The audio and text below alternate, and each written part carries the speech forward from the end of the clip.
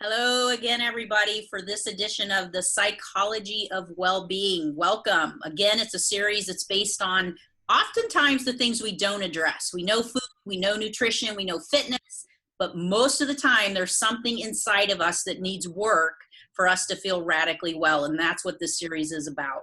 And I want to introduce you to my sponsor, CoSpace, KHOSpace.com.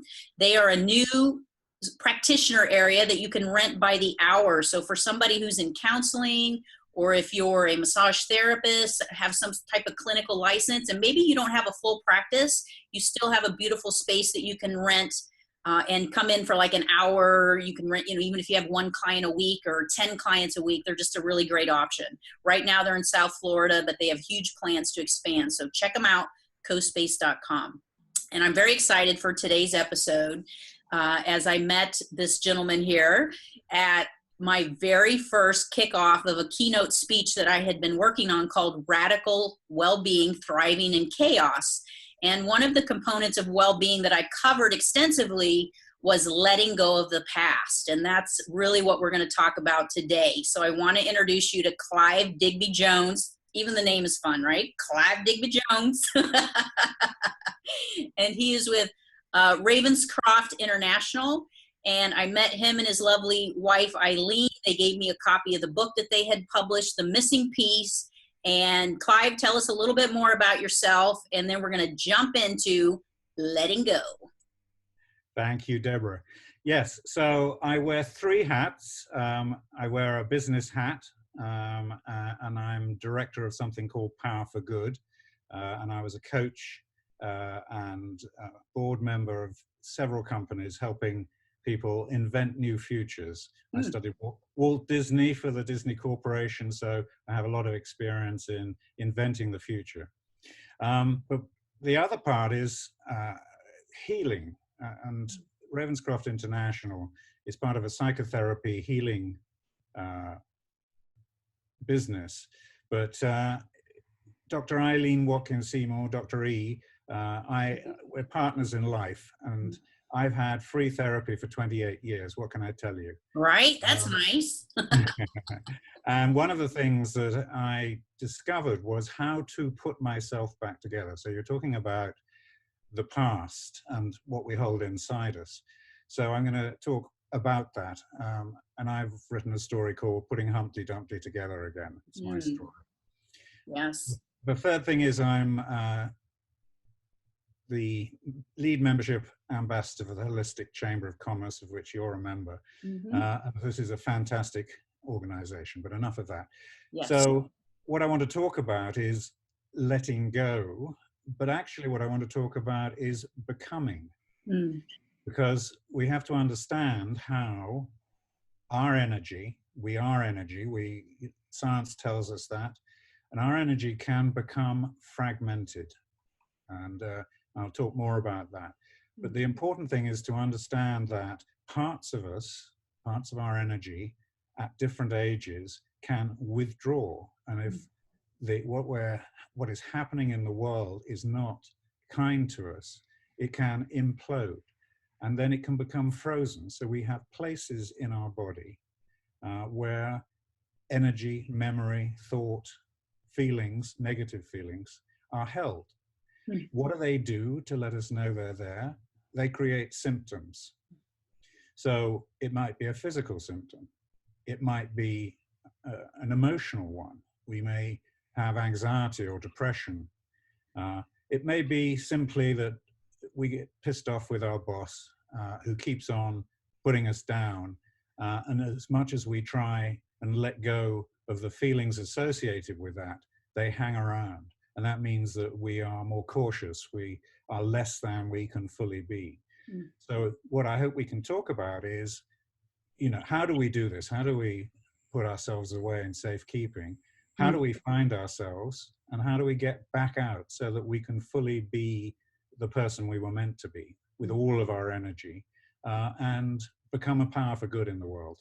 Yes. And I remember specifically when I was in the heroic public speaking program, and I knew that I wanted to do a presentation on wellness, and I wasn't sure exactly what it was going to be. And I naturally gravitated again towards nutrition, fitness. These are the things you need to do well.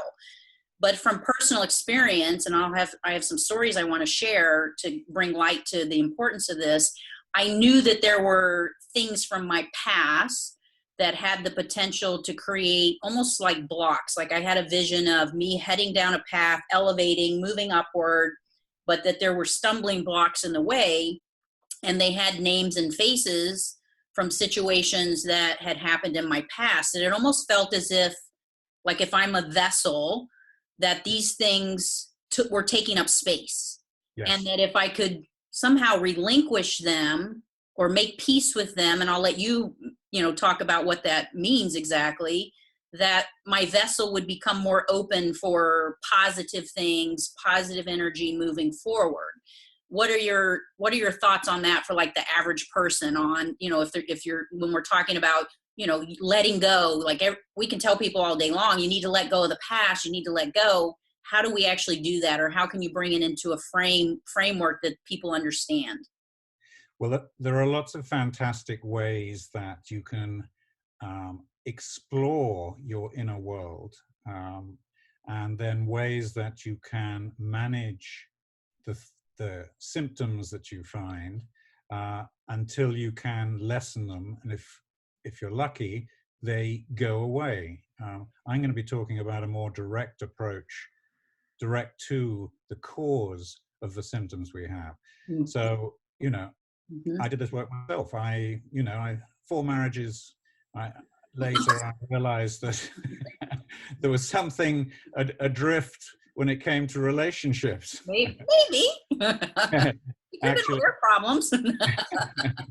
But actually, I discovered that it started when I was 18 months old. I had a near-death experience. I didn't find that out till I was 50.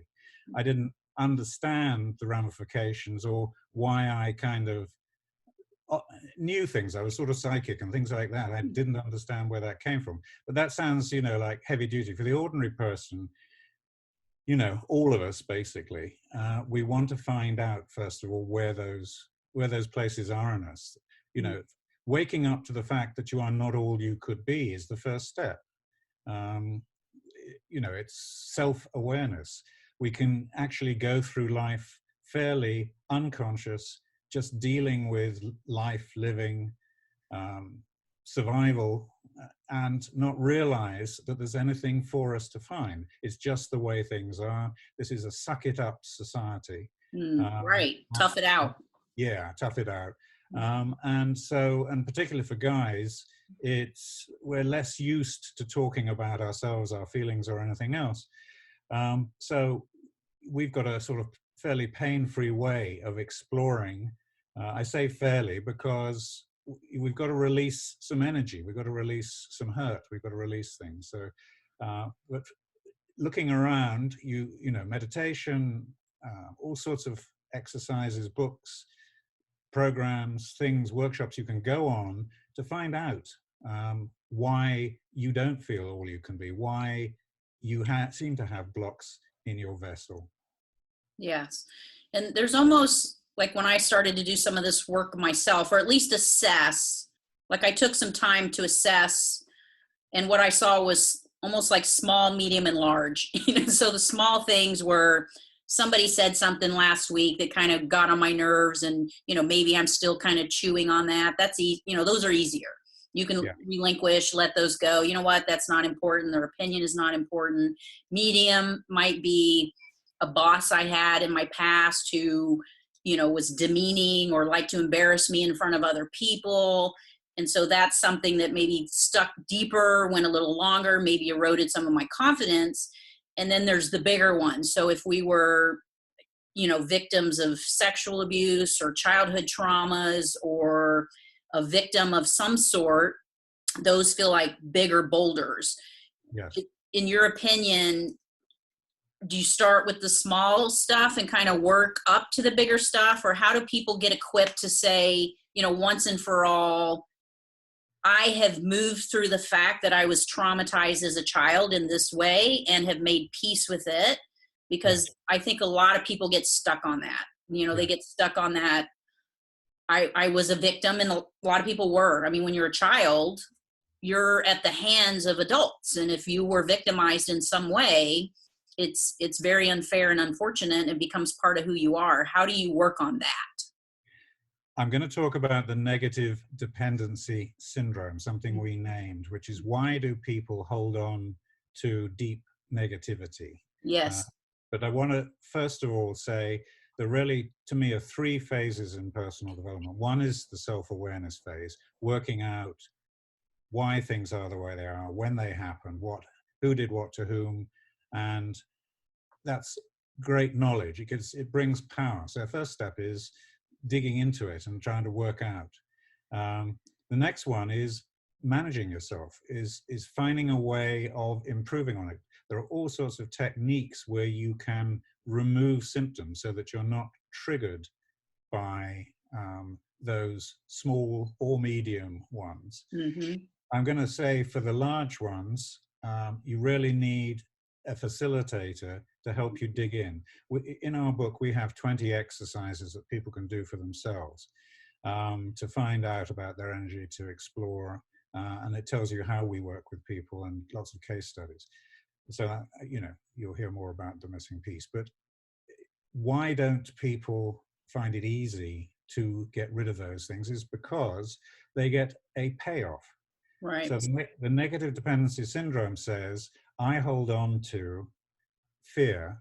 And then when the person digs into it, they find out that bottom line was, in order to stay safe, by holding on to that fear, it means I don't go places, I don't interact with people, I don't put myself at risk. Mm-hmm. So I hold on to some fear. It's totally illogical. It's the illogical thinking of the right brain as opposed to the left logical thinking.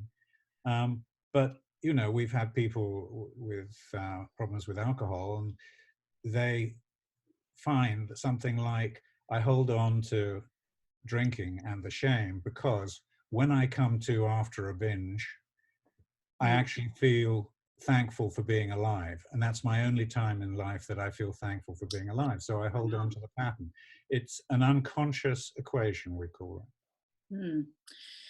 Yeah, I think when I started to bring into my consciousness this sense of emptying my vessel so that I could be, fill myself more positively, I actually made a list. But, that's the way I am. I'm very, I'm a type A list maker. Let me make a list of my problems and what I need to work through.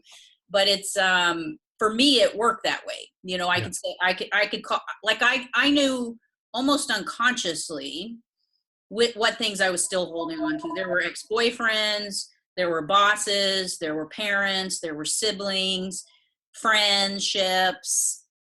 And I literally made a list, and it was almost overwhelming because I was like, if I have not worked through all of these things, I'm really, really cluttered on the inside, Yes. And so how do I begin that process of making peace with a lot of these things? And there are some people, I won't state who it is exactly in this conversation because I don't have their permission, but there's somebody that's close to me in my life, and we would get together maybe once a year, and conversations of the past would come up, and literally it was like, it was right underneath the skin, and all we had to do was just scratch it a little bit, and it was almost as if they were back 30 years ago, Yes. And angry and resentful, and it was like it still existed for them in the present, and I didn't feel that way. And, it's just interesting on, this process of doing that. And, I think your advice is valuable. Well, I want to talk about how we work a little bit with something like that. So in a workshop, a guy had 18 years worth of eczema, because I saw you almost scratching your skin. Mm-hmm. And he drew something called an energy map. Behind me are drawings actually of one person going through the work with us, clearing their energy system, showing where they were holding things in their body. Mm-hmm. And he drew his energy map, and around the outside of his skin line, he drew red. Oh, I see that one. So it's like dark on the inside and red on the exterior. Yeah. Yes. So we asked him to say hello to the red. So, this is going to sound a bit weird, but you can actually talk into yourself. And so he spoke to the red, and it told him that it was doing the job. So this is from his unconscious. It was doing the job of protecting him against an overpowering, smothering mother. And then within that, there was the green. And then within that was yellow. And within that was, because part of the work is to look through these layers of holding. It's extraordinary that we can actually find and draw these things that are held in our bodies. And he looked through the layers and he found pure white light, the essence of being, if you like. And it told him how terrible it had been feeling for years and years and years. And then he helped it come through the layers, dissolving the layers back into the white light, because that light, our energy, our essence, protects itself by layering itself with deeper and deeper concentrations, even black. Eileen has a picture of her talking to Stephen Hawking, talking to him about black holes in the internal universe. It was an interesting conversation. So what happened was he pulled the light through, and then with amazement, we all watched as within 18 to 20 minutes, his eczema disappeared. His skin became moist. And it just showed how we can hold pain and hurt and everything at a very deep level. So any kind of making lists, working through, when you come to being with a family member, it brings up the old patterns and you realize that you're locked in. There are ways to cut ties. There are actual exercises you can do to cut ties with people. We actually prefer not to do that. We prefer to go back to the origins. When did this happen? And heal it at source, because people find they actually have those family members inside them, made out of their energy, in their unconscious, continuing to cause the problems from the past. And when you heal the them made out of your energy, and you heal the you of the child that you were at the time, it all becomes light, and you feel tingling, and you feel expansion of energy, and you feel fuller and fuller and fuller. So we go in and help people go in very quickly to find these inner spaces which are holding the patterns that can be triggered by something on the outside. Yes. I don't know if you remember this particular story from my presentation, and I felt very courageous in telling it because it was very personal to me. And I think this speaks to getting yourself in a state where you can allow sort of freedom to come in a little bit more, because I know I was in that state where you're not quite asleep, but you're not quite awake. I don't know what that's called exactly, but that almost a sleep state. Yes. Your mind is awake, but your body is very sedentary. And I remember having this vision of my current adult self walking down a path. And I remember seeing it, and this was real, seeing a small child ahead of me in the path, and she was alone and destitute, like her shoulders were hunched and her head was down. And I remember feeling a sense of panic, like who would leave this small child alone? Where's the parents? Where's the person that's supposed to be taking care of it? And I rushed up to her, and I remember reaching out, and she looked up, and we were putting our arms around each other. And the second our eyes met, I had a realization that it was me, it was me as a very small child. And I had this, like, all of these things became clear to me. I saw a rope around my ankle that was attached to my father. And I realized that I was holding expectations of him that he was unable to deliver, and that I was actually causing him pain because of my expectations that I held of him. So if we sit here today and hold, why can't my parent be a better parent? Why can't my mom be a better mom? Why can't my dad be a better dad? Yes. And, we all hold some of those type expectations for somebody in our lives. And the most important component of that sort of vision I had is I realized I had been waiting for myself to show up. And that it had taken me. I actually remember apologizing and saying, crap, I am sorry it took me so long to get here. Like, you have been waiting on the side of the road for me to show up for you for a long time, and I have ownership of that. Nobody else is responsible for you but me, and I'm here. I'm here now, and we'll figure this out. And it's been I get a little emotional just thinking about it, because it was so empowering to know that I didn't need to hold anybody else accountable. You know, I'm responsible for me, right? Yes. We conducted a study last year of our work. Why? Because we had 5,000 plus clients in the UK, but coming here, you know, we have to sort of establish ourselves and what we're doing, which is a bit different to some people. And some 50 or so people came through the study, and one of them was a lady who was in her 70s, and she'd had depression for 34 years. Wow. And she only had 6 or 7 sessions, and in the middle one, she discovered a series of younger selves.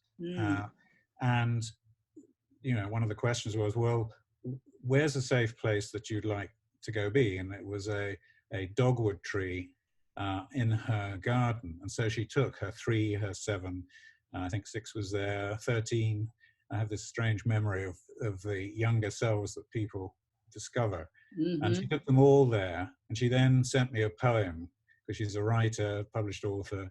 And she wrote about Under the Dogwood Tree and how... Oh, wow. And she cleared her depression, which was from a very young age. Yeah. And a lot of it is, when I used to meet with the family member who was still holding on to things that were so far in the past, yes. I remember thinking to myself that when we're a child, we don't have control. You know, birth to 18, yes. we are pretty much at the hands of whatever the caretakers we have responsible for us. Yes. And then, you know, something magical happens in that we become adults, and now we're really responsible for ourselves moving forward. And I remember always thinking, you know, my parents were responsible for us for 18 years, but I've been responsible for me for 30 years. So really, who's more to blame? You know, and there's this sense of ownership, I think, that has to happen. Yeah. So that we don't continue to get the payoffs by allowing ourselves to stay the victim of circumstances we didn't have control over. Yes. What I would add, which is something that people find, is that actually, if you were apportioning blame, it would be that as a very little person, all that you could do to cope with a situation was either to go deeply inside yourself or actually escape. And I'll talk about that in a second, my near-death experience. And occasionally the younger selves say, how come you didn't come and find me till now? Da, da, da, da, da, da. And we point out, well, you did the disappearing act. So it's actually a joint discovery. It's you being, you know, and you really need to thank the adult for coming to find you. And then peace is made, and then the energy can be released. Just to mention the out-of-body thing, at 18 months, I apparently swallowed a bobby pin. Oh. And I died, and my mother was busily trying to get the pin out of my throat. I was being driven in the car when I was 50 years old, and I noticed out in front of myself was a streaming, blurry road, and in the middle of it was a clear patch. And Eileen, being Eileen, started a session on me as she was driving in the middle of France. And as I made contact with that place outside of my body, I had an experience of rushing out of my throat. Wow. You know, this is going to sound really weird, but it's actually, it's an extreme situation of protecting oneself. And I basically saw the scene. I was able to recover the energy, heal the child, heal the mother, bring it back. I had a great coughing fit. And having had a very poor singing voice, my throat relaxed to a point where I have a very good singing voice. Oh. I rang my mother. I rang my mother and I said, Mom, did something happen to me when I was 18 months old? Oh, yeah, yes. And I said, well, what happened? She said, well, you swallowed a bobby pin. And I said, okay. Yeah, she said, I forgot to take it out of your hair, which was falling over your eyes when I put you down to sleep. And so I corroborated that this was true. And it explained to me how kids who are very dreamy at school, those that have imaginary friends, and they have a situation of finding, and I think a lot of the ADHD, ADD symptoms are when kids actually, part of them goes outside themselves. And if you see the pictures behind me, one of the pictures has a yellow blob beside the figure in the top right side. So anyway, yes, there's stuff to do, and recovering all your energy from young selves and healing parents often. You know, there's a lot of healing to go on with parents.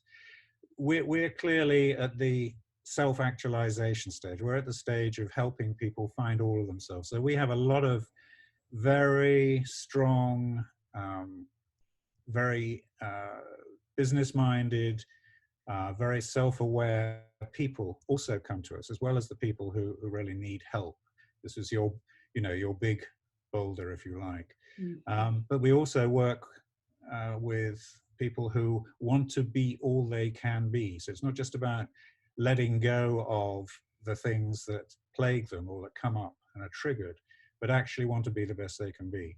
So, and they've done every conceivable kind of personal development work, and we just help them with that final piece, as it were, to find the final piece. Because if you're managing yourself, some of you is watching you.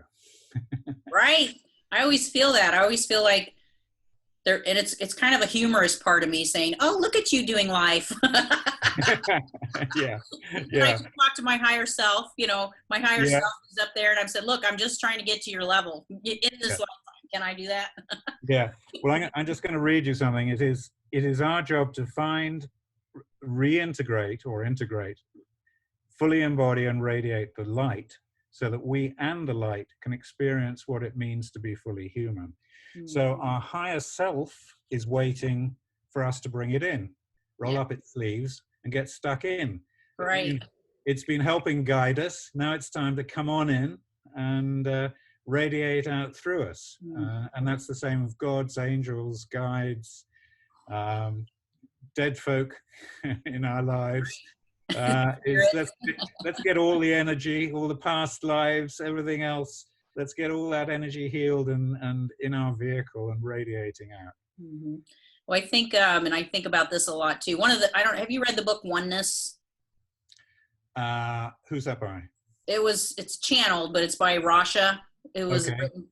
Anyways, I read it, and every time I read it, and I've read it probably 20 times, it's always relevant to the situation I'm in. It's like it changes, the text changes to be really appropriate for the moment. But it's interesting because I have this belief, and I think this makes me be a lighter type person, that every experience that I'm in is something that I have brought to myself. So, and again, it comes back to that not feeling like a victim and not feeling like I'm, let's say I'm in a bad job and I feel trapped and, I have a horrible boss and it's dead end and, I'm just miserable and it's just eating up so much of my life. If you can acknowledge that this is a job you went out, you applied for, you put your resume in, you accepted the position, you choose to stay there, that there's still ownership and all that. So a lot of times I think we place ourselves in the role of being victimized by things outside of ourselves. Yes. And if we do take full responsibility for literally almost every situation that we find ourselves in, that is also freeing. Because even when I moved through my divorce, my most freeing moment was not blaming him. Like, why does he have to be that way? How come he can't change? How come, all of this negativity towards what a horrible person he was. And all of a sudden I had a moment of insight. It said, you know what? You went into that marriage with knowledge. You chose to stay. Like, it was your choice to stay. Your job is not to change who he is as a human being. And it was so freeing. Nothing about him changed. He is who he is, whatever. It was all in me. All the work was in me. And I don't really hold on to anything about that at all anymore. And I think there's so much power in ownership and seeing the truth in things. Yes. I'm on a WhatsApp link with 3 of my ex-wives and my children and our children and others. Yes. And several of my kids are involved in personal development. Nice. And yoga and various things. Why I wanted to say that was life's too short. And if we can find out, and the thing that my kids hated most about me bringing them up was whenever they said, I've had a road accident or this happened or that, and I said, what was your part in it? And they said, oh, no. It was all their fault. It was all their fault. And every one of them has said afterwards, that was the best teaching you could give. Yes. But I want to say one thing about, there are ways that you can do this to rationalize everything and what's happened to you and all the rest of it. But there's also the rubber band effect. The rubber band is if something is planted way back in your past, is that you found ways to manage yourself and stretch away from that. And eventually you run out of steam. You think of the rubber band that's stretched so far. And a lot of people, they can't go more. I mean, one of the ladies in the study had been meditating. She said, I couldn't meditate one more day. And she found that her 34-year-old self was up a mountain where she left her with all sorts of awareness, but she didn't have that awareness in her body. So the rubber band effect. The other one is cutting ties. So there are some excellent workshops and things which have you cut off from negative feelings, negative thoughts, and step into a future possibility, and you operate from that. So you can control your life. You're not influenced by those things. My experience of those people is very often their relationships are not very deep because they are extremely successful in life, moneyed, but they are skating through life and they haven't dealt with the past. So it's back to your point, really, which is, create fantastic futures which pull you forward. Work and manage yourself in the present, but do think about what's left in your past that you need to recover.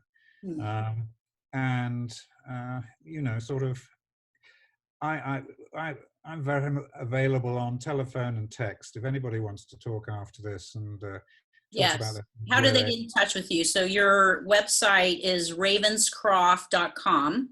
Yes. Right. A cell phone number is 561. And I know I'm not supposed to hand these things out. Up to you, Clive. 561-351-9134.